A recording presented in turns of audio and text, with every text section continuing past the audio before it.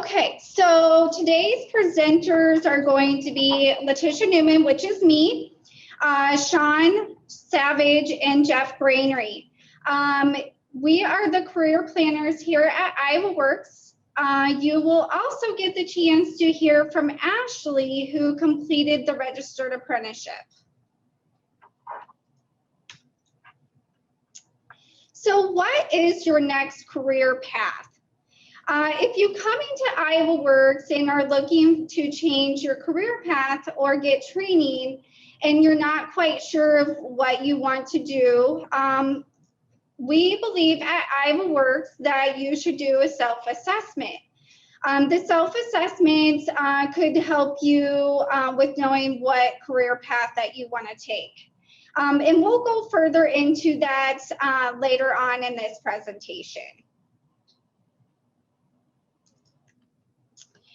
So what is a registered apprenticeship? The registered apprenticeship is not just a job.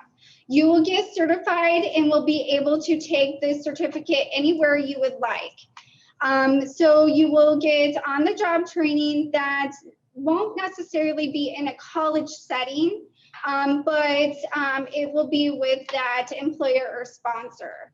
So I will stop there and let's go on ahead and watch this video.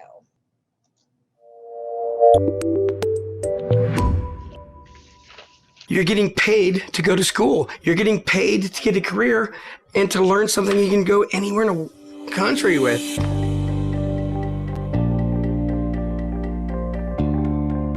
We actually have our own apprenticeship school. So 4 to 5 weeks out of the year, you're going to school. And then the other weeks, you're obviously getting on-the-job training. So we get a full 40-hour week as well as being taught something. And then once that's done, we get our license, and then usually that comes with a pay raise. But we got paid for that entire 4 years and still come ahead without no debt. So that's a big bonus. I never realized how much schooling actually cost. And a 4-year regular schooling is, I think, an average of $24,000 a year. And if I plan on going that long, I was gonna end up with $96,000 in debt. And with this program, I wasn't gonna have to do that. I don't have any debt. So when they get done, they graduate at the top of the pay scale, they have no student debt, they have a job already, they are fully covered by health insurance the entire time. And they're making a very strong wage with no student loan debt to service. We've really set them up to be able to, stay, live, have a family, and have a retirement. It's really nice being able to work and learn, and I'm really getting paid to learn and go further in life and a career. So I really like that.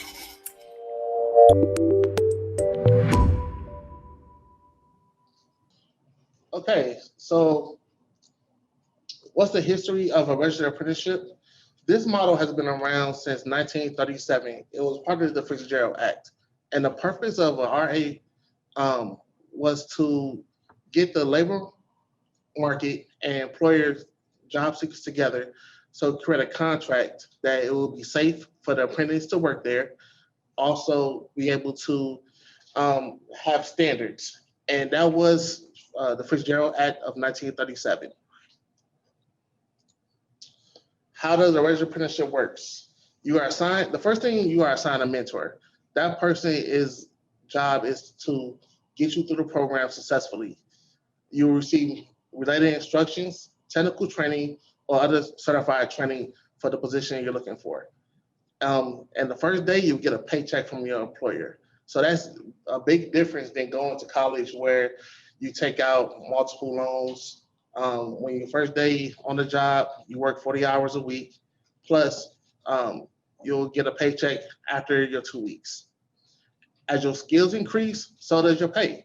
So you come into a program and you might start at $14 an hour, and 6 months after that, you could get an increase of $16 an hour. And as you continue your skill set, you could go up to $21 an hour, which is different going to college where you have classes your first 2 years and you're still not making any money at that time and you're putting yourself in debt. With an RA position, you're able to increase your skill set, increase your pay, And at the very end, you will have a nationally recognized certification that you could take anywhere throughout the United States. Why Registered Apprenticeship? It's employment driven, provides on-the-job training and classroom instructions, and it's also a national accreditation and a career investment. It's very huge. And improve the skills that meet employer needs. So if you're working for, say, for instance, as a plumber, you'll go in there, learn the skill set that you need. As 6 months increase, as your skills increase, your wage increase. You'll get on-the-job training from that master apprentice. You also get the education that you need to utilize for that specific job. And you can take that degree anywhere throughout the United States. The length of a program. This ranges from 1 to 5 years, depending on the program. Usually it's 2,000 hours of on-the-job learning, which breaks down to 40 hours a week, 50 weeks a year with 2 weeks of vacation. You will also receive 144 hours of related classroom instructions. So basically, in that 2,000 hours that you have to complete, you will also get 144 hours of classroom instructions, and that could be book work, that could be in a classroom at DMAC, or it could be one-on-one time with you and your master apprentice working together. In the state of Iowa, there's over 1,300 occupations for registered apprenticeships. We have the traditional ones such as plumbing, HVAC, and construction. Now, we also have the emerging fields such as nursing, IT, and television connections. These are huge for the state of Iowa because we're trying to increase more registered apprenticeship programs. We're also looking to bridge that gap between the skilled labor market. So having that option as a student or someone who's looking to advance their career in a different way, a registered apprenticeship is the way to go. Next is my coworker, Jeff.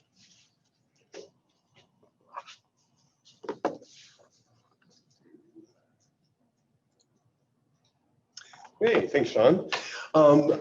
So along with everything they've been talking about when it comes to registered apprenticeships, it's important, especially this week, to point out that, well, it's Veterans Day tomorrow.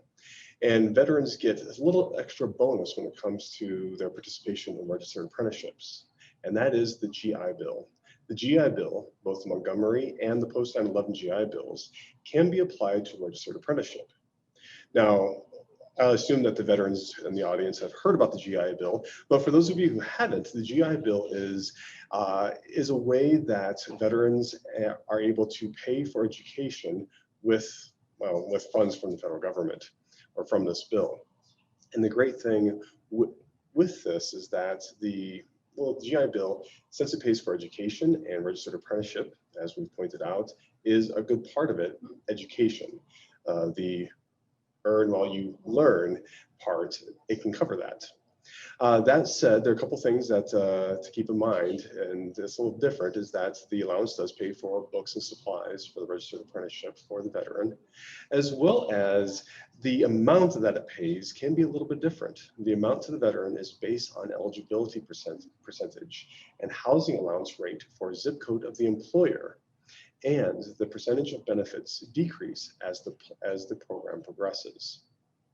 So this part is be a little bit different than the regular registered apprenticeship, especially that part when it comes to housing, because normally a registered apprenticeship is just straight up paid for by the employer, but veterans are able to get some housing allowance as well. So this is a great opportunity for the veterans in the audience or for anyone that you might know. Now, another aspect, another type of assistance that's available to anyone interested in a registered apprenticeship is the assistance available through the Workforce Innovation and Opportunity Act, or as we call it, WIOA. We love acronyms. This is predominantly geared towards people who are adults and youth and dislocated workers. And when I say youth, I specifically mean people who are 16 to 24 years old. Now, of course, there can be some overlapping. So for example, somebody who is 22 years old, they would be considered both a youth, and if they lost their job through no fault of their own, they would be considered, well, dislocated worker. The cool thing about this Workforce Innovation Opportunity Act, or Title I, is that it gives additional assistance to help prepare the job seeker for entering into a registered apprenticeship. I say that because it's important to remember that a registered apprenticeship is a job. It is like any other job, but with extra stuff, more to it, more that you get out of it. And like any job, you may be required to have certain things, certain items or training before you begin the job. The classic example would be many of us have applied for jobs where we've been told that you must have reliable transportation. Now, the Title I is not going to pay for transportation, but it may cover you for some repairs of your vehicle if it's necessary. It also could cover things such as tools, uniforms. Additionally, and especially useful for youth, would be the helping to develop a career plan and a direction.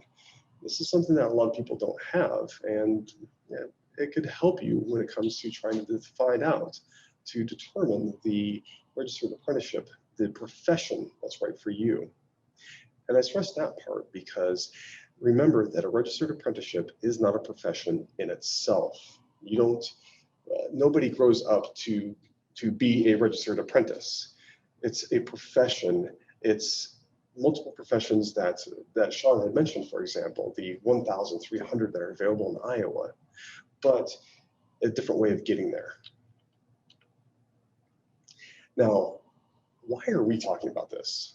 Me, Tish, and Sean, we all work at IowaWORKS. We're not the ones that take applications for registered apprenticeships, but we're here to help you get into one. And the reason for that comes to why is our office here. Our office, the IowaWORKS offices, or the American Job Centers located throughout the state of Iowa, we're here to help you find employment, to help you get into that job. We are employment services. Again, remember that a registered apprenticeship is a job, but with added stuff, with added requirements, more additional time. And like any job, you're going to need to have a resume. You're going to need to have a resume to make that first impression with the employer. And once you turn in that resume and they tell you to come in for an interview, you need to ace that interview as well. And you also need to have some soft skills. You need to be able to, you need to be in practice and used to getting up on time and being to work and dressing in an appropriate manner.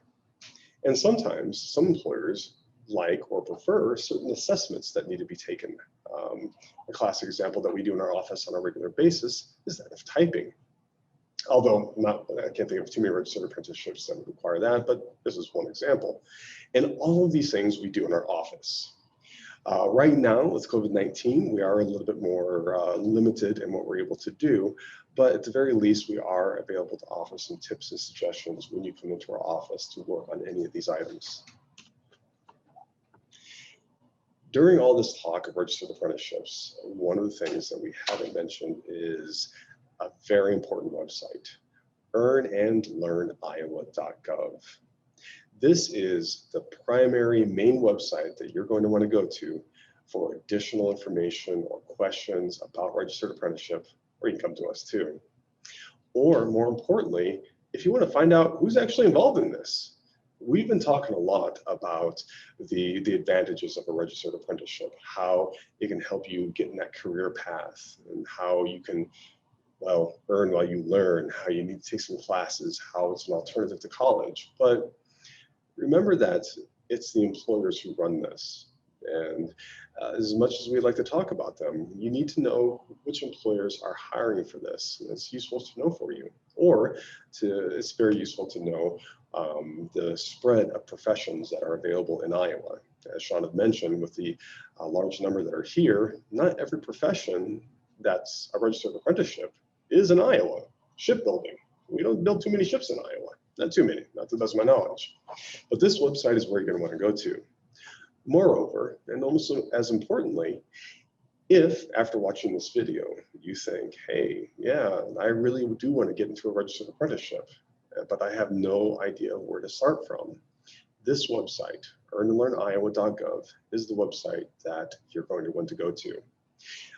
On the website, and I'm free, we're probably going to be giving you a tutorial of this today, because there might be a little bit of short change in plans when it comes to our speaker.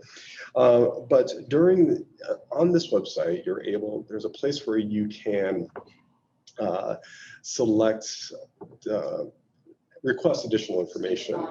And I would strongly suggest that you do so, because if you do that, then that information is going to be sent to one of our colleagues, and they're going to get in touch with you to try to find out where you're at, to see if you need resume preparation or interview skills, and try to see to it that you get in contact with one of the American Job Centers, one of the Job Center locations near you. Now, once you do submit that information, go to this website and submit that information, there might be more that you're interested in doing. And to help get you started on that, these are a few of the additional steps that you might want to take if you're interested in a registered apprenticeship.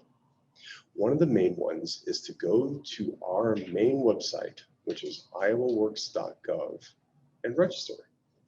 Now, this isn't just for registered apprenticeships. Going to this website and registering on it can provide you with many, many benefits. The primary one would be that it gives you access to Iowa employers and surrounding territories or surrounding areas to Iowa, but employers who are definitely in Iowa looking to hire in Iowa. This website also allows you to take a career assessment, or basically answer that question of, what do I want to be when I grow up? Because I know there are a lot of you out there that are watching this video because maybe you've hit a point in your life where you're really not too for sure what you want to do. You know the job you've had isn't quite what you thought it would be, and you want to see what else there is. Well, this website, IowaWorks.gov, has an assessment where it can help you with that. Now, of course, if you do already know what you want to do, be sure that you select the occupation that you want to get into, what kind of job you're looking for. That will be important both for our counselors for registered apprenticeships, so they know exactly what you want, but also for your general job search. Because one great thing about this website is that the other employees who are on, or employers, sorry, who are on this website, they can search for you. And with that said, be sure that when you do register on this website, that you upload or create an updated resume and brush up on your interviewing skills. I can't stress how important that last part is, to be sure that you have an up-to-date resume. Believe me, one of the things I typically do with this job is to teach employers how to search for you. So I would strongly suggest that. Now, that said, we are going to take a hold now for some questions. We'll have some questions at the end, but I'm going to be turning it over here shortly I'm not for sure if April is going to, or Ashley is going to be here, but at the very least, we have Steve Hansen. He's someone, I'm not lying, that if I ever thought about changing my profession, he's had me consider a few things. He's a great guy and has a lot of information to share. So with that said, I'm going to stop the share screen here, I believe so, and turn it on over to Steve. Good afternoon, everyone. Ashley is here, Jeff.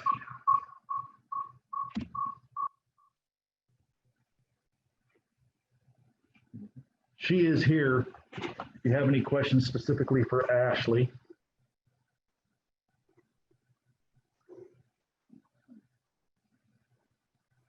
So we offer 3 different apprenticeships here at the Des Moines Electrical Apprenticeship. We have a commercial electrician, which is a 5-year program, a residential electrician, which is a 3-year, and then a telecommunication program, which is also 3 years. There are some basic requirements, and I see there's on a chat there about the age. The requirements are you need to be 17 to apply, and you can't start working until you're 18, but we accept folks from all age groups, all walks of life. The selection procedures are designed that way, EEOC, and we have a lot of folks who are, this is maybe their second career that they're moving into, middle age for most of them. We do a combination of classroom training and on-the-job training. So our apprentices come to school for about 6 weeks every year, usually between Labor Day and Memorial Day, and they'll be in school for the entire week. The remainder of that time, they are working for one of our contractors making money. So they're out working, earning benefits, health insurance, pension benefits throughout their apprenticeship. And when they get done with the apprenticeship, for our commercial program, that's about a $108,000 a year job. Wages and benefits, the residential and the telecom are in the mid 70s to 80s, a little different, but still very good careers. We don't require any experience to be an apprentice. We're going to train you on everything and teach you everything you need to know. Ashley's here, and Jeff, where'd you go? So if you wanted to learn more about our particular program, you can go to our website, which is dmelejatc.org, or if you just Google Des Moines Electrical Apprenticeship, it'll take you to our website. And a lot of things that I'm going to cover very briefly here are explained in more detail under our tab, which is how do I become an apprentice? All that kind of stuff is spelled out in there, including the requirements. Again, you have to at least be 17 to apply, 18 to start. You're going to need to have, send us a copy of your high school diploma, GED, high set, whatever it is. And in those, we're going to need to see in the transcripts that you also send us that you've completed at least a year of high school algebra, or if you have some college, a semester of college algebra with a passing grade. We also require that you have a valid driver's license. Valid driver's license, and there was a $25 administrative fee, application fee for our program. I guess I want to just open it up to questions. It might be a little easier for everybody.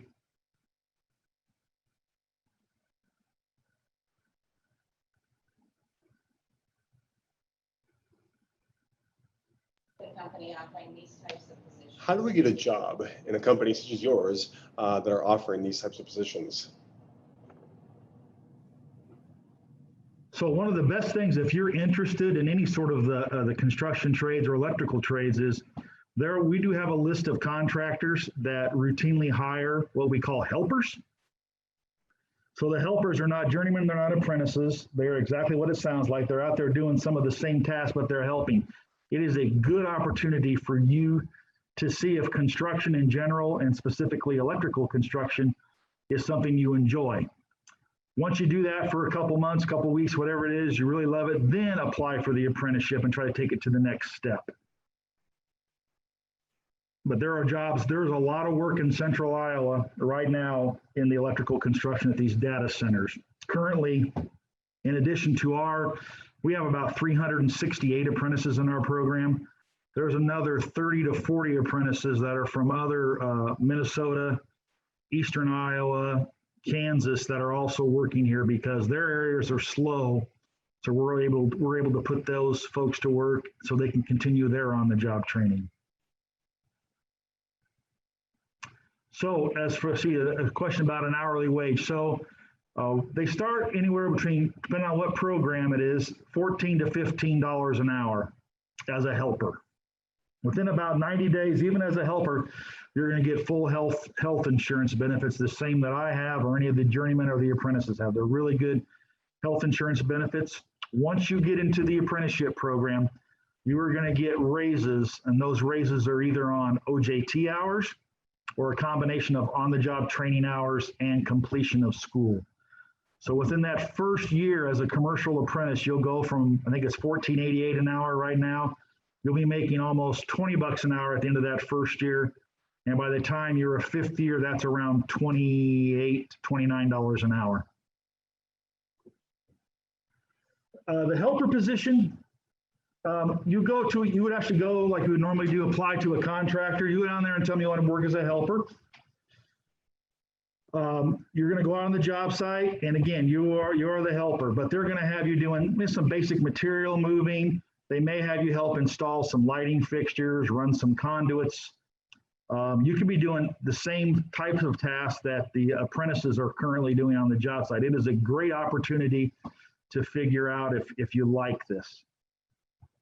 If you want a list of contractors, there's two places you can call. You can call our training center. Megan at the front desk, she has those, that list.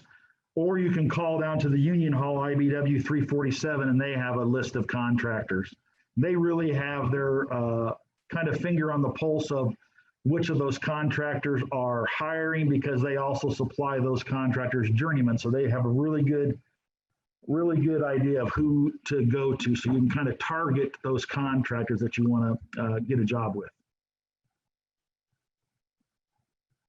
Female apprentices. Ashley's one, but actually we've probably got, I'm going to say it's probably less than 10. It's not for lack of trying on our part. It's, I guess maybe Ashley can speak to this more, maybe some of the misconceptions that females may have about getting into construction. It can be cold, it can be dirty, hot in the summertime. Just because you're an inside wireman or a commercial electrician doesn't mean you work inside all the time. Somebody has to go out and get the temporary power to the job site. Somebody has to put all the PVC sleeves in the foundation walls underneath the floor. So there was a lot of times when you're out there. Ashley might speak to how it is to be a female on the job site.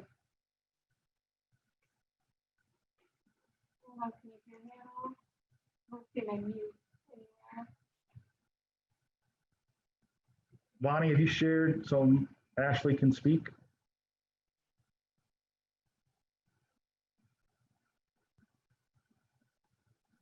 So somebody asked about the union dues.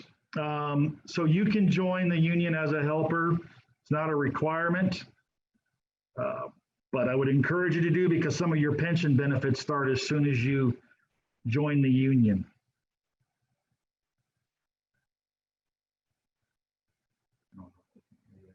Sorry, we're going to try to get Ashley.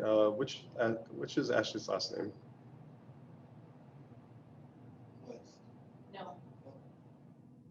Wigeiser. Okay. W-I-C-K.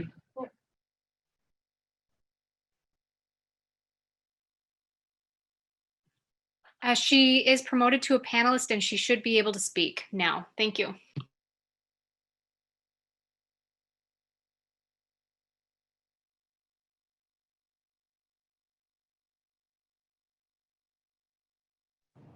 Ashley, you should be good to go.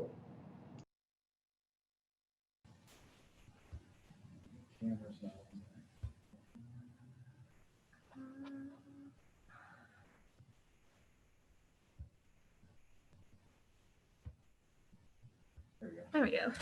Yeah, we see you. And hear you. All right.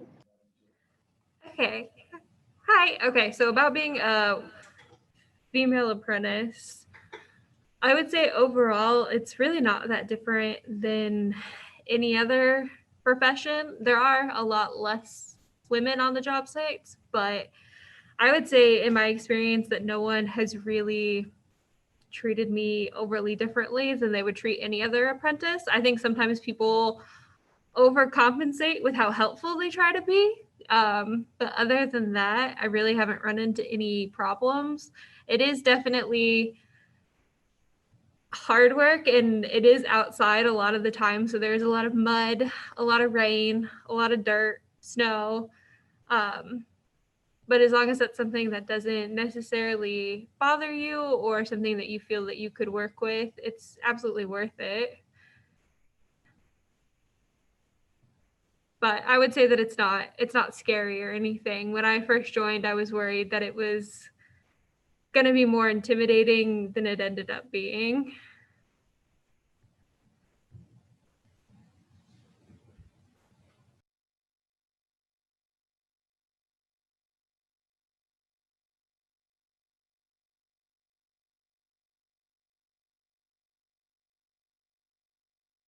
Sorry, right now we're just going through some of the chats. Anyone have other questions right now? We're trying to read through the chats and the Q&A for any questions for Ashley. I guess one question I have for you, Ashley, is how did you find out about registered apprenticeships? I actually just Googled, honestly. I started looking into trade programs in the Des Moines area, in Iowa in general. And I kind of looked through all of the available options. So HVAC, plumbers, all that kind of stuff, carpenters, and looked into each of them individually. And the IBEW, the electrician's apprenticeship, is just what was most appealing to me.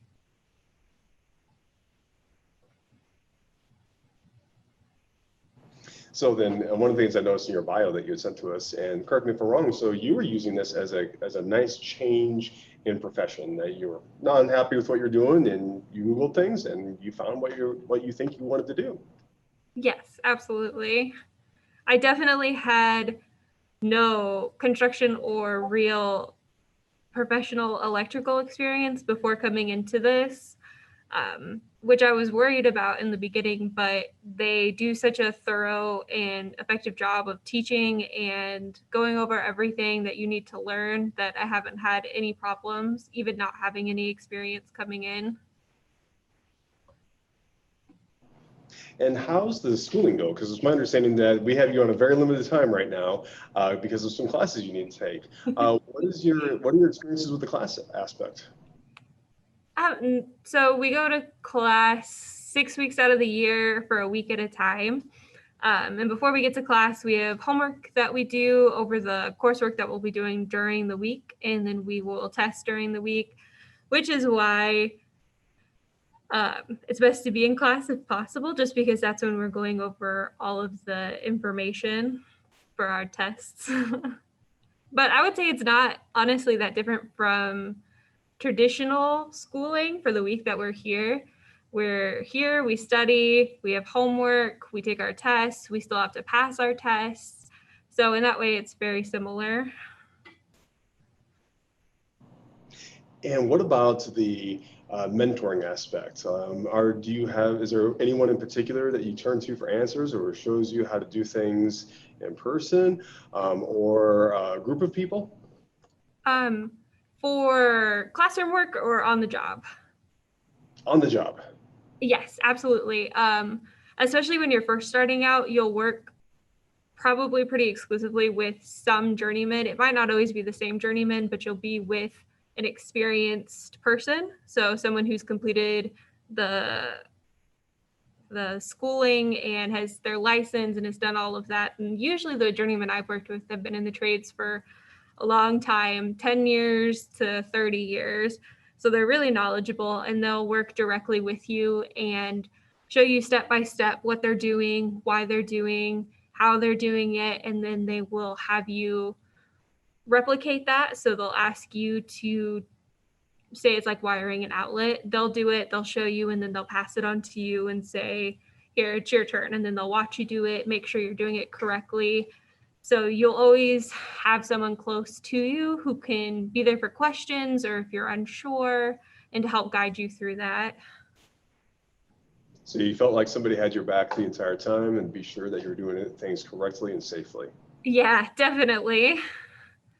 Was it better than watching a YouTube video of how to do things? Definitely, because you can ask questions.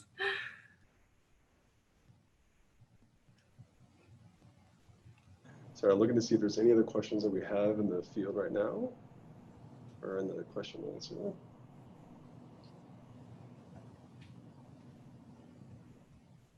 I guess one of the questions I have for you is that when it came to Googling, and I apologize if you may have answered this one a little bit already, but what made you think, when you were looking at the list, when you just Googled the other professions, what were some of the things that helped you narrow your choices down? Well, I knew, so I had worked in an office for 6 years before I started doing this. And so I knew already that office work wasn't what I was looking for or what I didn't want to continue putting my time and effort into. I wanted something more hands-on. And so I knew I wanted to do something in the trades. So that's where I started, because I already felt that need to want to be up and out and doing something physically. And so from there, I looked at each trade individually and kind of dissected like what each trade does. So what the plumbers do and what the HVAC does, and how much of it was strictly physical and how much of it was mental, like math and figuring out problems, looking at prints and like designing routes for things. And the electrical field just seemed to have a good blend of both of those for me, that it wasn't all of either of those. So I was able to just kind of go from there, if that makes sense. Oh yeah, absolutely. Oh, I guess what somebody had mentioned about, they asked a question about the starting hourly wage, which that will vary from place to place. But have you found that when you got started into it, that the pay was reasonable for you? Yes. And thankfully, one of the good things is, even though the starting pay isn't always the highest or maybe what someone would absolutely be looking for, the raises come pretty quickly. And in my experience, it didn't bother me at all that I was able to accrue those hours and those classroom hours fast enough, and the raises were big enough that I didn't have any problems. And speaking of getting those raises, because you obviously have been progressing well in the classes and with your mentors, what about, how have you found the, I guess the testing? What is the testing like? How do you advance from one stage to the next? So, like, to advance from year to year, we accrue so many working hours on the job training hours, and then we also, so those 6 weeks of those classes, we have to pass all of those tests in order to go to the next year. So I think we've got 13 tests this year is what it is. So I'll have to pass all 13 of those tests with a 75% or higher to go on to the next year. So no pressure. No pressure. But they do a really good job of going over all the work in class and in person. And the teachers are really great about staying late or coming in early if anyone has any additional questions or isn't quite grasping the material. So they're really accommodating, which is nice.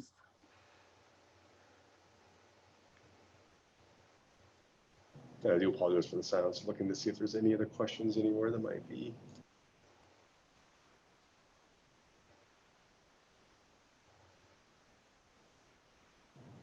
I guess somebody did ask the question.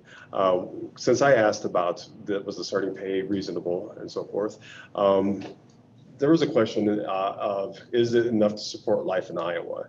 Now, I would focus on the pay when you get done. Will it support you? Yeah, absolutely. 100%. They also, I think the scale that we work from is available. If anyone would be interested in finding out what that scale looks like from starting out as an apprentice to finishing as a journeyman. I do remember correctly, Steve would often present that type of information at the different events. So yes, I do know it's out there. We'll be sure to have that available for anyone who would ask at a later point in time as well.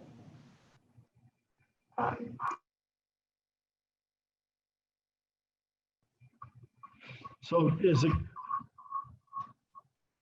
as a kind of at the end of the rainbow there, currently, like I said before, you start out about $14.88 for a commercial program. You're going to get schedule raises that are 5 to 10% about every year. And at the current rate, a journeyman in Des Moines, Iowa makes $37.20 per hour, plus about another $17 an hour in health insurance and pension benefits. So based on a 2,000-hour working year, that's $108,000 in wages and benefits. So if you can make it past the first year, usually that $20 to $22 an hour is a pretty good spot for most people to at least be able to support their family and things like that. That's the thing. That 1488 sounds scary when we have places that are offering entry-level jobs at $15 an hour, but you're going to have to pay for your health insurance. You don't pay for your health insurance. It's part of your wage and benefit package. Your overtime's paid at time and a half after 8, all day Saturdays time and a half, and Sundays double time. So a lot of these journeymen and apprentices are making a lot more money than that. If you can weather that little bit of a setback in the first 6 months or so, it does. Like Ashley says, those raises come fairly quickly. Every year you get a raise. So, but it is a common concern for a lot of people, that initial, maybe a little bit of a shock coming from a different career field. But I don't know many jobs that are going to give you about a 25% raise in the first year, which is just about what it does in the inside program from when you start at $14.88 till you're around $19, almost $20 an hour after that first year.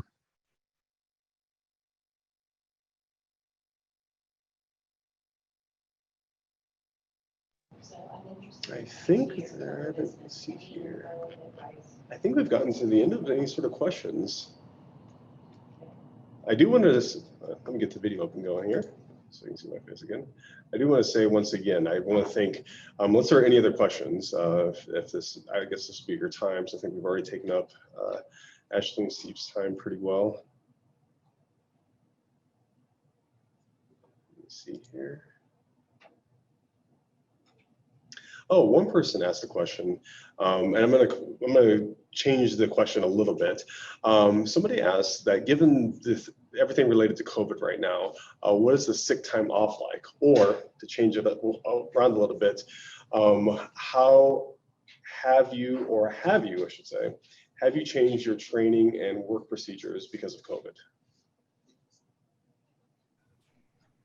So we have changed the way we train here at the training center. We try to reduce our class sizes down. Masks are 100% of the time when you're in the training center, socially distancing, extra cleaning. And then if some of our apprentices, because we know how crucial that school element and component is to getting your raise, we don't want you to miss out on your week of school. So we are allowing those apprentices who maybe have been exposed or had a family member or have to care for somebody to Zoom in, to use what we're doing right now to attend class. The Department of Labor has allowed us that latitude during this pandemic. As for the job site, again, they're going to follow under those federal COVID pandemic guidelines for emergency family medical leave and sort of things like that. So they handle that pretty well on the job site. They will send you home if you're sick or you've been exposed. They don't want to shut these sites down. So nothing too unusual from what the schools and everybody else is doing. We're kind of in the same boat like everybody else, trying to weather the storm the best we can. All right, so I think if there's any, I guess one more time, if anyone has any questions for either Steve or Ashley, this would be the time to ask.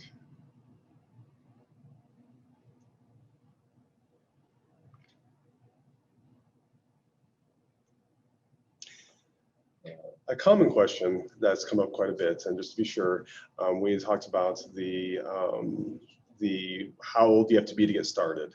And one common question that I've seen come up quite a bit has been, is there a maximum age?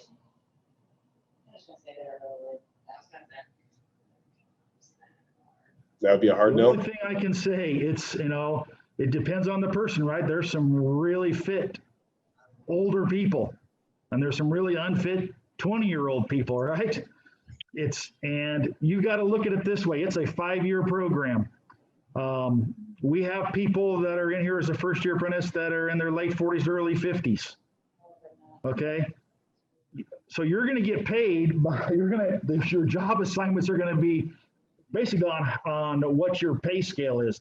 I'm not going to stick my journeyman making $37.20 an hour digging a ditch when I've got a first-year apprentice, regardless of age, that is making $14.88. So you got to be aware that you're going to be tasked not by your age or your gender or any other thing. It's going to really fall into, are you a helper? Are you an apprentice? Are you a journeyman? And we're going to assign you tasks on the job site that we can get the most bang for our buck out of your use out of you.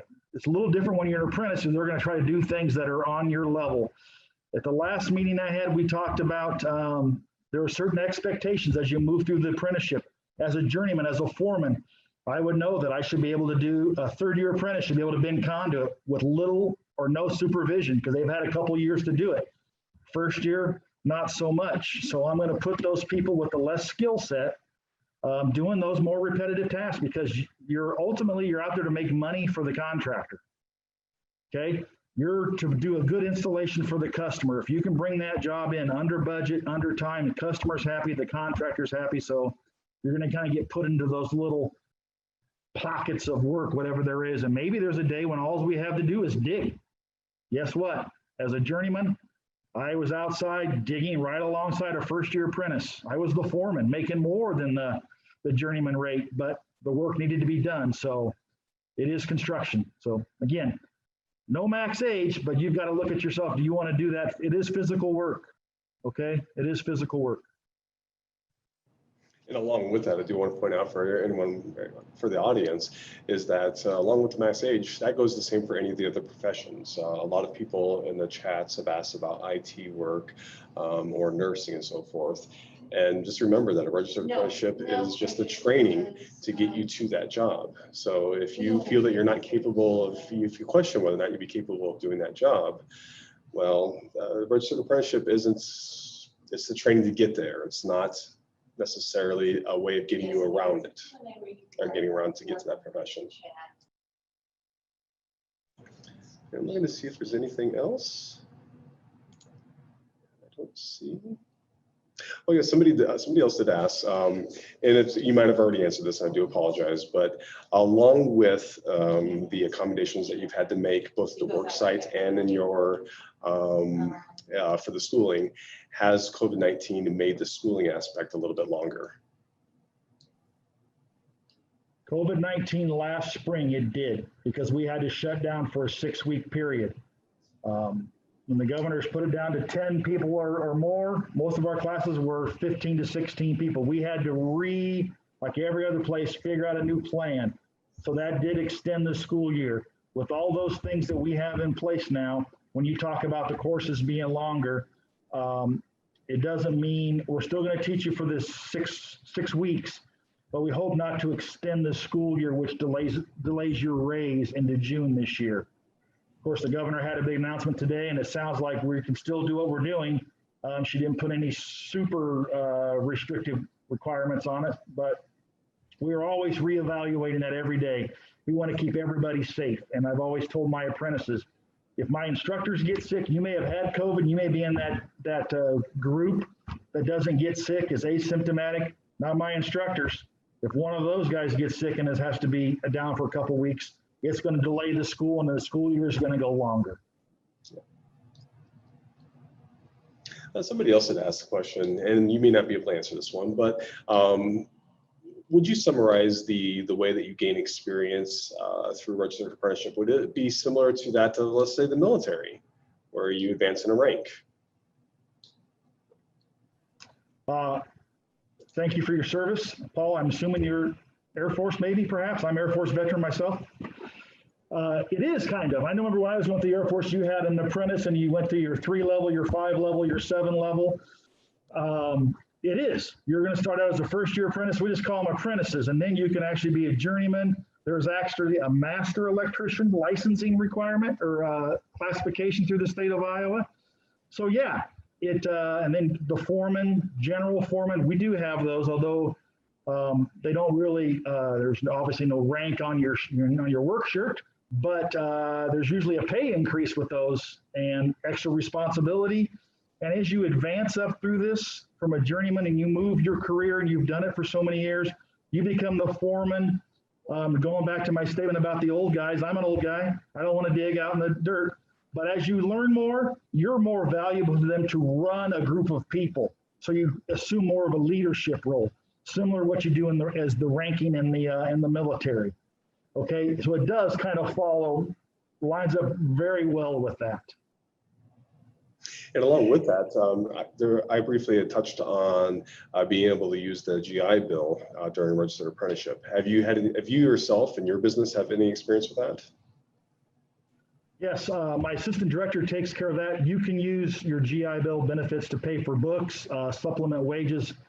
It depends on which one you fall underneath. And there are several of them out there right now, but yes, we work with veterans and hand in hand with the Veterans Administration to get those folks benefits from their GI Bill.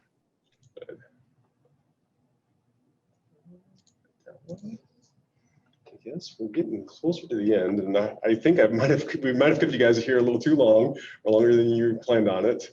So, any other last questions for either Ashley or Steve, or if you guys just need to go? There's a good question. Does apprenticeship? I'm sorry, Steve. Go on. Yeah, I see that question come up. So, if you've been through another apprenticeship, whether it be union or non-union, we evaluate that on a case-by-case basis. But you, like Ashley said, you could know nothing about electricity, and we're going to train you. In fact, sometimes that's better to have that open palette or that ball of clay to mold into what we want you to learn than to have preconceived notions about how things work or how things are done. But we'll take that. So if you have previous apprenticeship experience or military experience, we evaluate that. The last thing we want to do is put you into one of our classrooms, which Ashley can attest to, can be kind of high-paced sometimes. You've got to do your homework. We don't want you to fail. So if we need to step you back, maybe you came from the non-union apprenticeship and you think you're a third year, we're going to test you and see where you fit into our program. You may enter as a first year. That's not because we don't like you or we don't like the non-union apprenticeship. We want to set you up for success. And if we need to take you a couple steps back because we do things differently so that you are successful, that's our goal. We saw enough of you to bring you into this apprenticeship. We want to do everything we can to make you succeed. And I would say that goes with so many other employers as well. The employers, for those of you watching, employers get into this because they get a lot of advantages out of this too. They get to train you on how they do things, and they get a lot of long-term benefits out of this themselves. I don't think that we had. Oh, I'm sorry. I think we should be we have about 5 more minutes. And there's a couple other things I do want to, so I want to thank both Steve and Ashley for being here, because I think we've taken their time quite a bit. Really, really thank you. Thank you both so very much. Steve, I look forward to seeing you again at some other point in time when events do start happening again. And Ashley, I hopefully will get the chance to see you as well at another event like ours. Thank you for your insight and to show a different perspective on what it's like to actually go through a registered apprenticeship. There are a couple I just want to remind other people watching right now, a couple things. For those of you who are signed up for RISIA, and you know who you are, don't forget that before you signed off, to be sure that you click on the link at the bottom of the chat, which I believe, top of the chat. Yes, I'm going to repeat it just to be on the safe side. Copy and to all attendees. Paste. So be sure that everyone who's with RISIA, that you do click on that, and be sure that way you can get counted for being here. We will also be having this video. This video was recorded, and we will be sending this out as an email attachment to everyone who had registered. And I think some most things. We have 5 minutes left, so if anyone would like to stay around, the next thing I can show you would be a quick little explanation tutorial of the Earn and Learn website. So you can see how you can look, especially since we had a lot of questions about IT, so you can find out where and how you can see the employers involved. So I guess with that said, and Iowa, I want to search my screen sharing.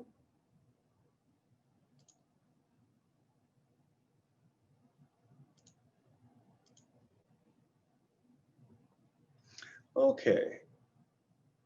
So this is the main website to go to for information about other registered apprenticeships in Iowa and the surrounding areas.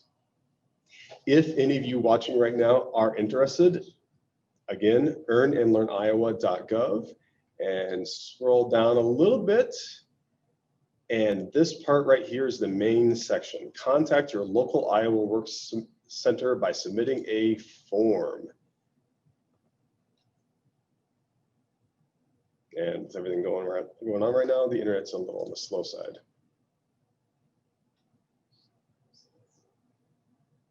Oh, in either event, this is the website, and scroll on a little bit down and click on the form to fill out a form. So it asks you some information, your name, some contact information, nothing too terribly personal at this point in time. What's going to happen with that information is that it's going to be sent to one of our, I do apologize, I forget the specific title, navigators. And they're going to get in contact with you at a later point in time, well, as soon as possible. And they're going to ask you some questions, find out where you are in your job search. That part I mentioned earlier about what you want to do, what you're looking for, how good you are with your resume, so forth. And if necessary, put you back in contact with people, with your local IowaWorks Center for people like me or Sean or Tish for us to work with you.